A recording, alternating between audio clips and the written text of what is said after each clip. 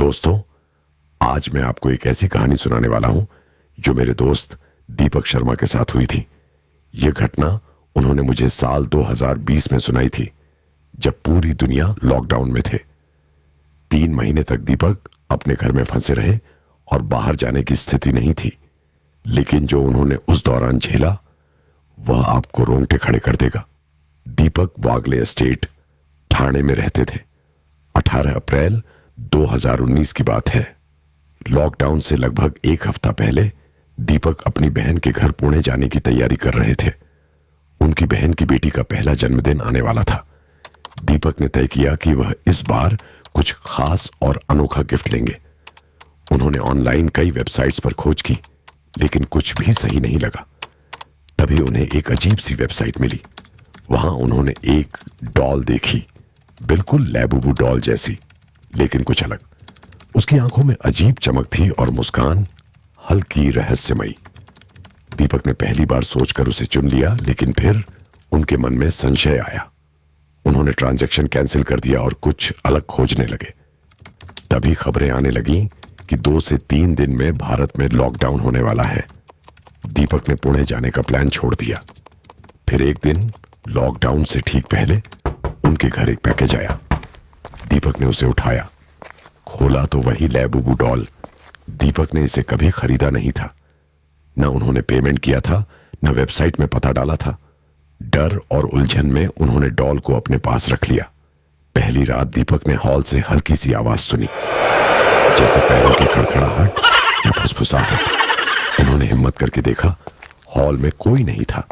लेकिन सुबह देखा कि डॉल पैकेज के बाहर आ गई थी, जबकि दीपक ने पैकेज ठीक से बंद किया था। दूसरी रात वही आवाज फिर आई, हल्की खटखटाहट, फुसफुसाहट, कभी कभी कड़कती हुई हंसी। दीपक डर गए और धीरे धीरे उनकी नींद उड़ने लगी। उनके कानों में किसी ने कहा, आप जा। तीसरे दिन दीपक का पड़ोसी विजय कोविड से संक्रमित हो गया। अस्पताल जाते समय उसने अपना पिटबुल डॉग, जिसका नाम मिकी था, दीपक के पास छोड़ दिया। तीसरी रात वही आवाज तेज हुई। दीपक डर गए। मिक्की ने भौंकना शुरू किया। डॉल अपने आप हिल रही थी और उसकी मुस्कान हल्की सी भयानक हो गई थी। ऐसे ही कुछ दिन निकल गए। इन दिनों में दीपक और मिक्की की जोड़ी अच्छी तरह से जम गई थी। 8वें दिन डॉल का आकार बढ़ गया, पहले से लंबी और विशाल। मुस्कान और आंखें डरावनी हो रही थी। दीपक कांप रहे थे। 9वें दिन उन्होंने भूलकर बेडरूम का दरवाजा खुला छोड़ दिया। वही आवाज फिर आई। मिकी ने हमला किया और डॉल को टुकड़ों में काटने की कोशिश की। डॉल पूरी तरह से फट गई थी। दीपक ने उसे कूड़ेदान में फेंक दिया और बाहर रख दिया।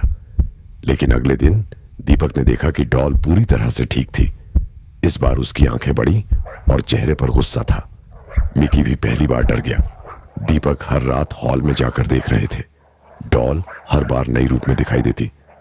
दीपक अब पूरी तरह थक चुके थे। हर रात डॉल उनकी हिम्मत और धैर्य की परीक्षा ले रही थी। इस रात डॉल हॉल में अकेले घूम रही थी। उसकी आंखें अब लाल चमकती काली थीं और मुस्कान डरावनी और खतरनाक। दीपक ने हिम्मत करके डॉल को कैमरे में रिकॉर्ड करने की कोशिश की। रात करीब 2 बजे दीपक ने देखा कि डॉल धीरे धीरे कमरे में घूम रही थी। उसके हाथ हल्के झुक गए थे, जैसे अंगुलियां जिंदा हों। दीपक ने फुसफुसाया, यह कैसे संभव है? लेकिन कोई जवाब नहीं आया। सिर्फ वही खटखटाहट और फुसफुसाहट सुनाई दे रही थी। डॉल अब हर दिन बदल रही थी। उसकी मुस्कान बड़ी और आंखों की चमक डरावनी हो गई थी। दीपक अब महसूस कर रहे थे कि यह केवल एक खिलौना नहीं, बल्कि किसी आत्मा या अज्ञात शक्ति का वाहक है। मिकी बार बार डॉल की ओर भौंकता, पर डॉल हर बार अधिक शक्तिशाली और डरावनी लगती। दीपक की नींद पूरी तरह गायब हो गई। वह दिन में भी डॉल को देख देख कर डर महसूस कर रहे थे। हर चीज पर नजर थी, खिड़कियां, दरवाजे, फर्श, कहीं भी डॉल की उपस्थिति महसूस हो सकती थी। मिकी अब पूरी तरह सतर्क था। हर रात डॉल के पास जाने से पहले वह गुर्राने लगता, कभी हमला करता। दीपक ने महसूस किया कि डॉल मिकी की चेतना तक प्रभावित कर रही थी। करीब 20 दिन बाद दीपक का पड़ोसी विजय कोविड से ठीक होकर घर लौटा। दीपक ने डॉल की कहानी उसे बताई और भय के कारण उसे विजय को दे दिया। विजय ने डॉल को अपने पास रखा। दीपक ने राहत महसूस की। वह अब डॉल के आतंक से मुक्त हो गया था।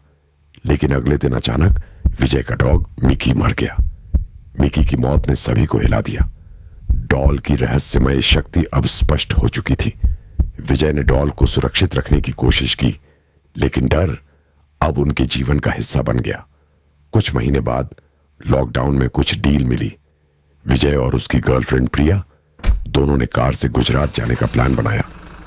उन्होंने डॉल को कार की पीछे सीट पर रखा। यह अंतिम बार था जब दीपक ने विजय और प्रिया को देखा। रास्ते में अचानक अंधेरा घना हुआ। विजय के कानों में वही आवाज गूंजने लगी, तू मेरा है। विजय और प्रिया की कार आउट ऑफ कंट्रोल हो गई। सड़क पर गहरे गड्ढे और रेत की वजह से कार पलट गई और आग पकड़ ली।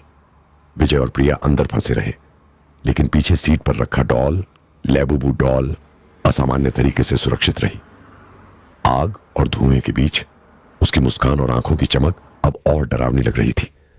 पड़ोसियों ने दौड़कर आग बुझाई। दीपक ने देखा कि डॉल अब एक बार फिर अपरिवर्तनीय, अजेय और रहस्यमय रूप में सुरक्षित थी।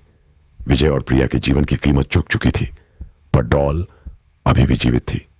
दोस्तों, अगर आप कभी किसी अनजानी डॉल, किसी रहस्यमय वस्तु या अजीब पैकेज से सामना करें, तो याद रखिए, कभी कभी जो खिलौना लगता है वह केवल खिलौना नहीं होता।